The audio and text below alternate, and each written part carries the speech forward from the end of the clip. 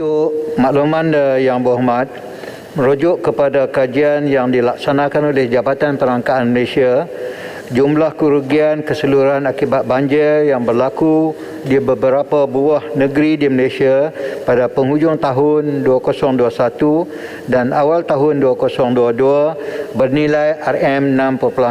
bilion yang merangkumi kerugian kepada tempat kediaman, kenderaan, sektor pembuatan, premis perniagaan dan juga sektor pertanian.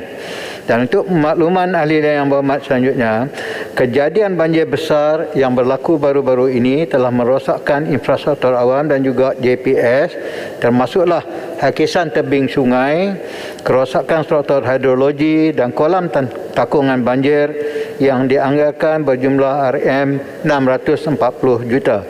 Dan untuk memastikan kerja-kerja pasca banjir dapat dilaksanakan dengan segera,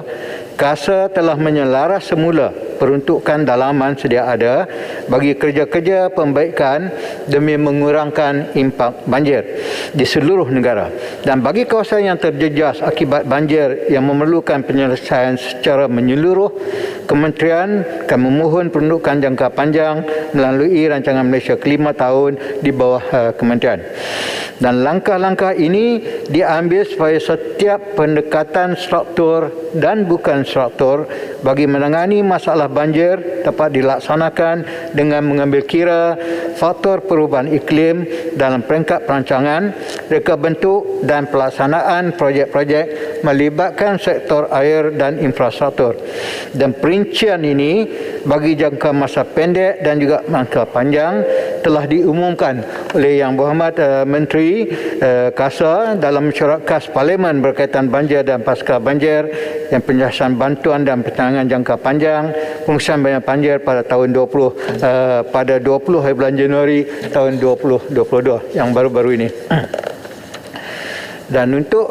yang bahagian kedua, Tuan Yang Dipertua, mengambil kira fenomena banjir monsun Timur Laut 20 tahun 21 dan 22 yang serius sehingga mengakibatkan kehilangan nyawa dan kerosakan harta benda, Jemaah Menteri telah memutuskan untuk meningkatkan dan menyegerakan projek tempatan banjir dengan tambahan perbelanjaan sebanyak RM15 bilion untuk tempoh tahun 2023 hingga ke tahun 2030. Dan bagi plan induk jadual masa dengan tujuan mengurangkan risiko banjir akibat perubahan iklim,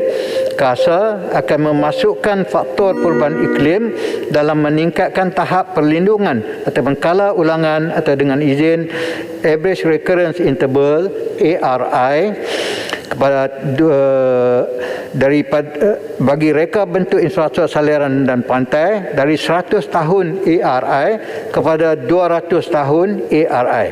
Dan KASA juga telah membangunkan satu kerangka plan mitigasi jangka panjang 50 tahun secara berfasa yang akan bermula pada tahun 2023 bagi mengurangkan impak banjir dan peningkatan aras laut sehingga tahun 2100. Dan plan mitigasi ini adalah melibatkan projek tempatan banjir, saliran bandar, pembinaan Sabo Works, empangan, pengambilan tanah, struktur perlindungan pantai yang berupaya melindungi daripada kenaikan air laut, banjir pantai dan luruan ribut. Sekian, terima kasih.